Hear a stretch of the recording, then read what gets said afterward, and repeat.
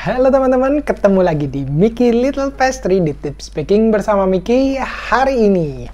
Hari ini kalau kemarin di episode lalu kita sudah sempat bahas tips membuat gorengan yang hasilnya bisa renyah, crispy.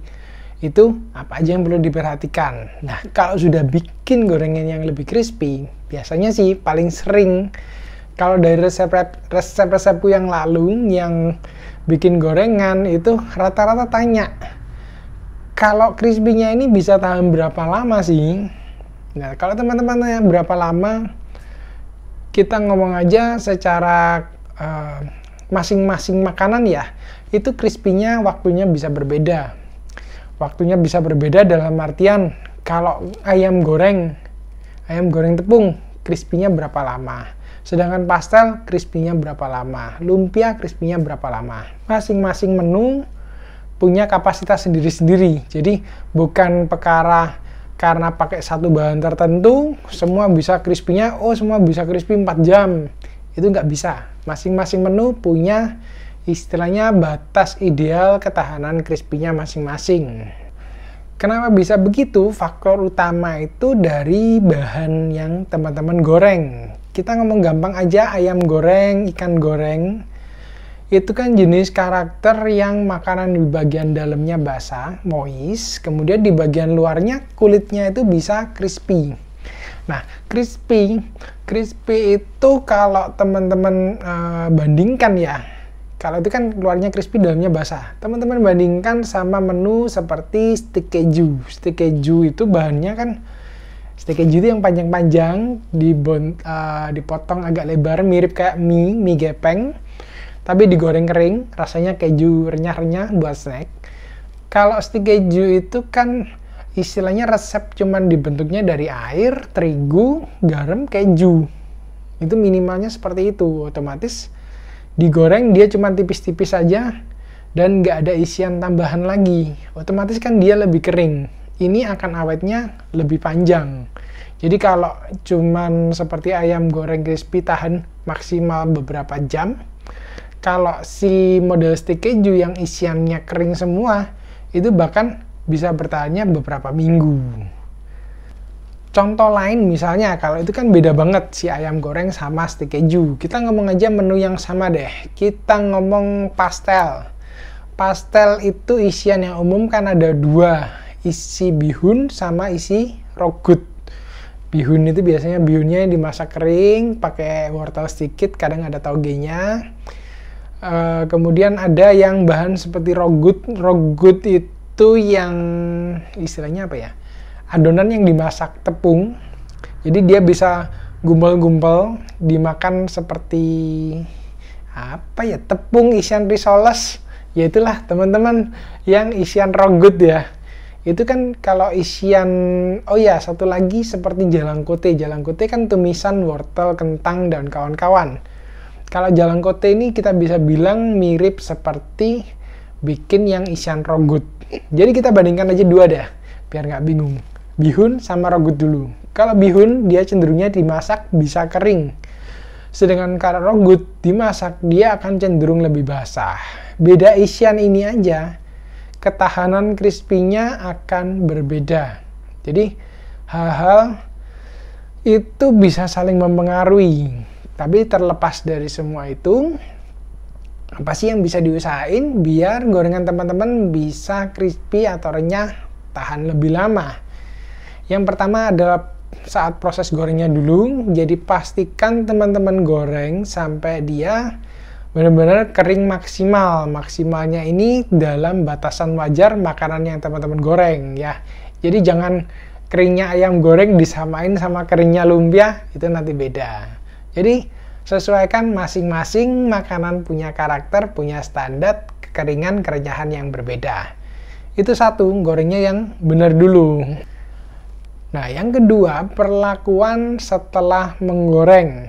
Sebenarnya ada sih di luar perlakuan setelah goreng. Ini dari bahan dasar kulitnya sendiri. Kalau bahan dasar kulitnya sendiri, teman-teman crispy lebih lama, ya bisa dilihat lah bisa crispy-nya ya. Itu teman-teman bisa lihat dari videoku yang lalu. Tapi intinya kalau itu sudah dimaksimalkan, bisa dibikin serenyah mungkin. Itu yang proses sebelumnya. Kita perhatikan juga proses setelah digoreng. Untuk jenis-jenis makanan gorengan seperti keripik, jadi ibaratnya seperti stik keju lah ya, yang contoh dulu, stik keju, kuping gajah, bidaran, dan kawan-kawan. Itu kan bahannya dia dari campuran air terigu, kurang lebih seperti itu, nggak ada isian apa-apa. Teman-teman kalau sudah goreng sampai dia kering, perlakuan setelahnya adalah cukup disimpan di tempat yang kedap. Jadi dia kelembapannya ini terjaga di titik tersebut yang teman-teman sudah goreng. Jadi di seal, di bungkus yang kedap, itu bisa bertahan bahkan hitungan minggu, 3-4 minggu seperti cookies. Kalau perlakuannya bagus, keringnya bagus, bahkan bisa bunyinya hitungan bulan, keringnya awet. Nah, gimana kalau untuk jenis makanan yang bagian dalamnya basah? Jadi jenis-jenis gorengan dengan isi seperti ayam goreng crispy, ikan goreng crispy, bahkan model seperti lumpia, pastel, itu kan bagian dalamnya lebih basah. Gimana perlakuannya? Biasanya teman-teman perhatikan di tempat-tempat yang jual seperti McD, KFC, kemudian ayam crispy, apa-apa, mereka selalu ditempatkan di showcase. Di bagian atasnya ini terlihat ada lampu kuning. Nah, sebenarnya lampu kuning itu nggak sekedar lampu kuning. Biasanya di kotak yang kaca itu mereka ada istilahnya penghangat. Jadi dijaga di dalam showcase tadi, kita nyebutnya itu warmer, dijaga suhunya tetap hangat. Kenapa? Kalau dijaga hangat terus, jadi dia meminimalisir ada kelembapan dari luar yang masuk ke area tersebut. Selama hangat, dia justru akan mengeluarkan, menarik keluar ya kelembapan dari makanan. Jadi otomatis kayak teman-teman yang jualan ayam crispy dan kawan-kawan di showcase yang dikasih lampu penghangat tadi, itu biasanya si gorengan bisa crispy tahan lebih lama. Nah, crispy tahan lebih lama, kalau yang ngomong jualan itu bisa awet ya, bahkan bisa beberapa jam, itu dia tetap crispy. Cuma perlu diperhatikan, semakin selama ini makanan di dalam warmer, dia akan terus mengeluarkan kelembapan. Jadi kelemahannya kalau pakai warmer, itu bagian dalam isian si ayam tadi, kita ngomong gampangnya, itu akan ikut jadi kering. Jadi pakai warmer pelakuan ini pun ada plus dan minusnya. Plusnya memang dia bagus, jaga biar kulitnya si ayam crispy ini tetap crispy terus. Jadi teman-teman makan gorengnya misalnya nih jam 12 siang goreng, jam 4 mau makan, kalau selama di warmer dimakan ini si kulit bisa tetap kriuk, jadi tetap renyah. Cuman kelemahannya itu bagian dalam, karena menjaga bagian luar tetap kering, otomatis bagian dalam ini akan terpengaruh. Karena seperti dihangatkan terus, kelembapan yang di bagian dalam ini perlahan itu akan tertarik keluar. Jadinya teman-teman bedakan yang baru selesai goreng, kulitnya crispy, dalamnya masih juicy sekali. Tapi kalau sudah diletakkan di warmer sekitar 4-5 jam, memang luarnya teman-teman gigit masih tetap crispy, tapi dagingnya kalau dirasakan biasanya dia sedikit lebih kering. Jadi cara mengakalinya gimana? Cara mengakalinya teman-teman perhatikan siklus. Jadi kalau ini khususnya teman-teman yang jualan ya, kalau di rumahan sih, kalau sepengalamanku biasanya jarang yang dibela-belain sampai menyediakan warmer untuk di rumah aja. Kalau di rumah paling gampang, ya udah mau makan jam 12 siang, jam setengah 12 ayamnya baru digoreng. Jadi waktu dimakan masih fresh, anget-anget, bisa kriuk. Kalau misal mau sore, kalau dibiarkan di suhu ruang kan dia kulitnya melempem tuh pasti. Nah, kalau misal mau kering lagi, teman-teman bisa panasin lagi. Jadi yang sebelumnya udah digoreng, teman-teman goreng lagi sebentar. Jadi minyak dipanaskan dulu, kemudian gorengannya masuk sebentar aja, jangan terlalu lama. Pokoknya dia udah panas, luarnya kering lagi. Cuman kelemahannya nanti biasanya warna si gorengan sedikit lebih coklat. Itu kalau mengakali di rumahan. Kalau misal di rumahan mau sedia warmer, ya boleh aja sih, cuman biasanya kurang efisien lah ya, karena warmer itu kalau yang mesin-mesin warmer rata-rata mereka mesin dengan warmer atau heater itu akan tarikan dayanya bisa sekitar 1000 watt, 800 sampai 1000, itu kurang lebih. Tapi tergantung lagi dari warmernya, bisa beda. Kalau teman-teman untuk jualan investasi warmer masih dibilang bisa oke lah, karena untuk jaga kualitas dan untuk istilahnya yang jumlah banyak ya. Jadi nggak rugi lah teman-teman. Bisa perhitungkan antara si modal biaya listrik, biaya bahan segala macam jual sampai dengan harga jualnya masih oke. Nah, kalau untuk jualan juga diperhatikan, itu perhatikan juga siklus, karena kita kan nggak ngomongnya cuman sekedar crispy-nya aja, tapi ke istilahnya siklus waktu dimakan setelah beberapa jam. Kita kan nggak mau kualitas, misal bikin nih ayam goreng enak nih, kulitnya crispy, dalamnya juicy, moist gitu. Orang makan waktu baru mateng, wah enak nih beli di sini. Next datang lagi, jamnya nggak pas di setelah yang bikin. Misal nih, biasanya kita goreng jam 12, dia belinya sebelumnya jam 1 kan masih enak tuh, juicy.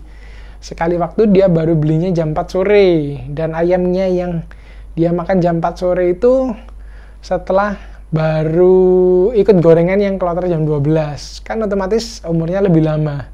Dagingnya nggak sejuicy yang pertama. Kalau yang perhatian mungkin bilangnya, kok agak beda ya, apa gimana. Nah itu kan bisa kecewa. Jadi teman-teman perhatikan siklus. Biasanya yang jualan sudah perhatian. Jadi siklus jam orang bakal rame itu akan kelihatan. Polanya itu biasanya akan terlihat. Minimal 2-3 minggu atau 1 bulan biasanya polanya nanti akan kelihatan. Minggu pertama, kedua, ketiga, keempat itu bisa berbeda. Jadi kita bisa pelajari, oh orang banyak kalau di hari-hari weekend, orang bisa mulai beli banyak dari jam 10 pagi, kemudian sampai siang, kemudian sore baru mulai rame lagi jam-jam 5 sampai sekitar jam 7. Jadi teman-teman sesuaikan siklus gorengnya teman-teman. Nggak harus dipaksakan 1 kali goreng, tapi bisa 2 atau 3 kali goreng. Sedangkan kalau hari biasa mungkin ramenya cuman cenderung di siang aja.